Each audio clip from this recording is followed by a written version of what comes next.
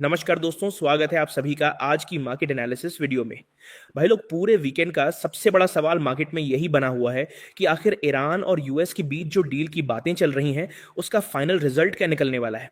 क्योंकि पिछले कुछ दिनों से हम लगातार देख रहे हैं कि ट्रंप कभी बोल देते हैं कि डील ऑलमोस्ट तैयार है, सब कुछ पॉजिटिव डायरेक्शन में चल रहा है, और फिर दूसरी तरफ से स्टेटमेंट आ जाता है कि अभी कुछ भी फाइनल नहीं हुआ है। देखते हैं अब आगे क्या अपडेट आता है। भाई लोग, सबसे पहले एक छोटी सी चीज़ मैं आपसे बोलूंगा। अगर आप रियल टाइम में ऐसे ही क्लियर सेटअप्स और गाइडेंस चाहते हो तो टेलीग्राम चैनल को ज़रूर ज्वाइन कर लेना, लिंक आपको डिस्क्रिप्शन में मिल जाएगा। भाई लोग, अब एक बात बताओ, अगर आपको ऐसा एनालिसिस डेली मिल रहा है जो आपको रियल टाइम में गाइड कर रहा है तो एक सेकंड लगता है लाइक करने में, एक छोटा सा कमेंट करने में। भाई लोग, कर देना यार, क्योंकि ये मेरे लिए एक सिग्नल होता है कि आपको वैल्यू मिल रही है। और अगर अभी तक चैनल सब्सक्राइब नहीं किया है, बेल आइकन हिट नहीं किया है, तो तुरंत कर लो, क्योंकि मार्केट में सर्वाइव करना है तो सही गाइडेंस बहुत ज़रूरी है और वो आपको यहीं मिलेगी। फ्राइडे को मार्केट ने जो मूव दिखाया उसने काफ़ी ट्रेडर्स को सरप्राइज किया। काफ़ी लोग मार्केट के नीचे जाने का वेट कर रहे थे। काफ़ी लोगों को लग रहा था कि मार्केट और प्रेशर में आएगा। लेकिन फ्राइडे को जो रैली देखने को मिली उसने पूरा सेंटिमेंट ही बदल दिया। लेकिन क्या सिर्फ एक दिन की रैली से ट्रेंड चेंज हो गया? क्या अब मार्केट सीधा ऊपर ही जाएगा, या फिर ये एक शॉर्ट कवरिंग रैली थी? आज इसी चीज को डिटेल में समझने की कोशिश करेंगे। सबसे पहले एफआईआई और डीआईआई डेटा पर नजर डालते हैं। Foreign institutional investors cash market में लगभग 1082 करोड़ के नेट सेलर्स रहे। दूसरी तरफ डोमेस्टिक इंस्टीट्यूशंस ने 5341 करोड़ से ज्यादा की बाइंग की। यानी भाई, मार्केट को सपोर्ट डोमेस्टिक इंस्टीट्यूशंस की तरफ से मिलता हुआ नजर आया।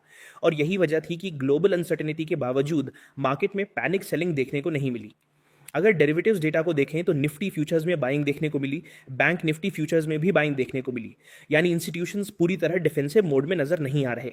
हाँ, मिड कैप साइड पर थोड़ी कॉशन देखने को मिली, लेकिन ओवरऑल पिक्चर फ्राइडे को पहले के कंपैरिजन में काफी बेटर थी। भाई लोग, अब सीधा चलते हैं निफ्टी की तरफ। फ्राइडे को मार्केट ने जो मूव दिखाया था उसको इग्नोर करना बहुत बड़ी गलती होगी। काफी दिनों के बाद मार्केट ने ऐसी क्लोजिंग दी थी जहां बायर्स पूरे कॉन्फिडेंस के साथ नजर आए थे।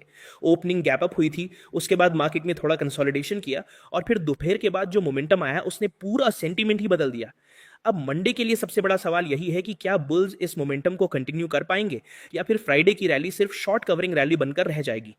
निफ्टी के लिए सबसे इंपॉर्टेंट लेवल 23,645 का बनता है, जो फ्राइडे का हाई था। जब तक मार्केट इस लेवल के ऊपर सस्टेन नहीं करती तब तक हमें एग्रेसिव बुलिश नहीं होना चाहिए।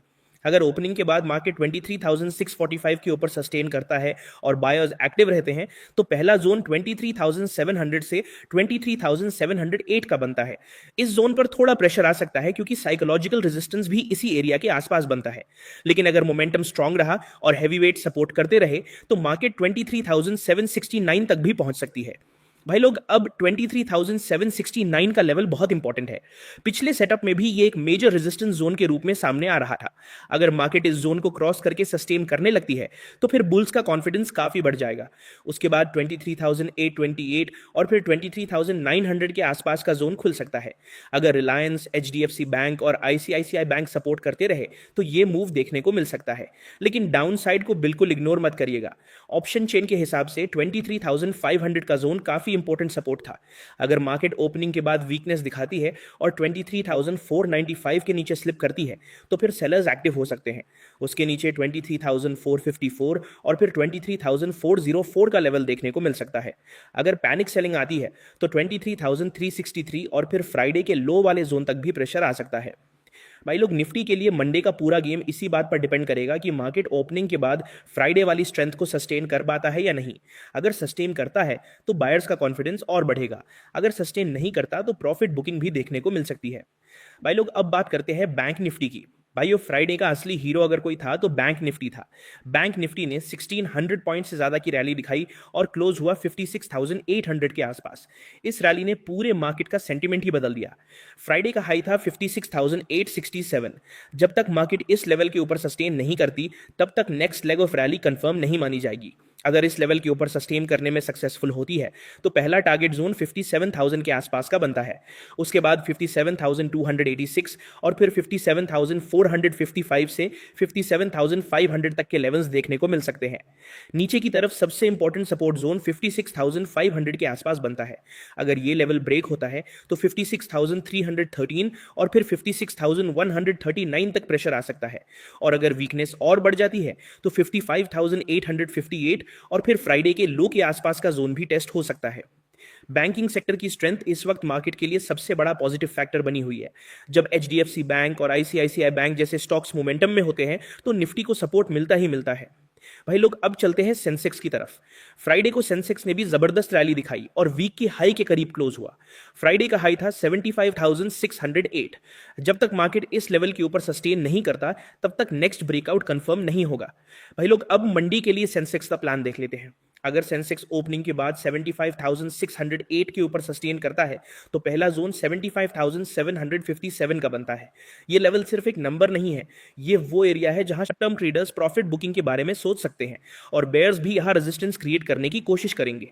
अगर मार्केट यहां से रिजेक्ट नहीं होता और सस्टेन कर लेता है तो फिर बुल्स को और कॉन्फिडेंस मिलेगा। उसके बाद 75,986 से 76,000 का जोन आता है।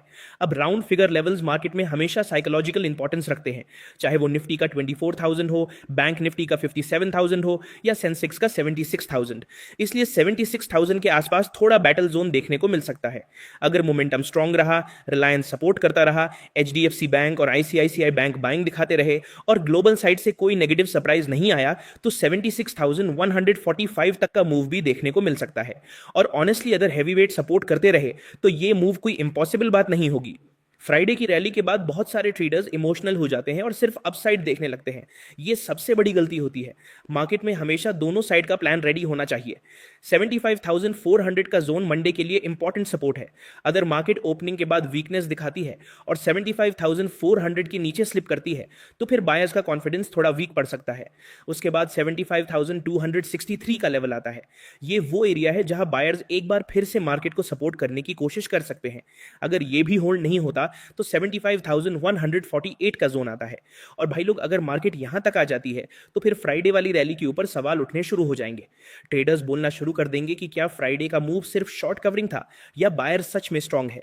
अगर वीकनेस और बढ़ जाती है तो 74,994 से 75,000 का जोन देखने को मिल सकता है। ये एक साइकोलॉजिकल सपोर्ट जोन भी है क्योंकि 75,000 का round figure level market participants के लिए इमोशनली इंपॉर्टेंट रहता है। अगर मंडे को भी रिलायंस पॉजिटिव रहता है, एचडीएफसी बैंक और आईसीआईसीआई बैंक सपोर्ट करते रहते हैं और बैंकिंग सेक्टर वीक नहीं पड़ता तो सेंसेक्स में बायर्स का कॉन्फिडेंस बना रह सकता है। लेकिन अगर हैवी वेट्स में प्रॉफिट बुकिंग आती है तो फिर इंडेक्स पर प्रेशर भी आ सकता है। भाई लोग ओवरऑल फ्राइडे का मूव डेफिनेटली पॉजिटिव था। एफआईआई डेटा मिक्स्ड था, डीआईआई सपोर्ट स्ट्रांग था, बैंक निफ्टी लीडरशिप दिखा रहा था और लार्ज कैप स्टॉक्स मार्केट को सपोर्ट कर रहे थे। लेकिन मार्केट को अभी भी अपनी स्ट्रेंथ प्रूव करनी बाकी है, इसलिए एक्साइटमेंट में आकर ओवर कॉन्फिडेंस भी नहीं दिखाना है और बिना वजह डरना भी नहीं है। भाई लोग आज का पोस्ट मार्केट एनालिसिस यहीं तक। अगर आपको आज का एनालिसिस वैल्यूएबल लगा हो तो वीडियो को लाइक जरूर करना, कमेंट में बताना आपका व्यू क्या है, शेयर करना अपने दोस्तों के साथ और मैक्सिमम लोगों तक वीडियो को पहुंचा देना। दोस्तों चैनल को सब्सक्राइब करके बेल आइकन हिट कर देना और डिस्क्रिप्शन में ऑफिशियल टेलीग्राम लिंक है, उसे ज्वाइन कर लेना। यहाँ पे डेली लाइव अपडेट्स मिलते हैं और डेली लाइव स्ट्रीम भी ज्वाइन करना मत भूलना। भाई लोग मैं मिलता हूं आप सभी से कल प्री मार्केट रिपोर्ट में। तब तक के लिए जय हिंद, जय भारत।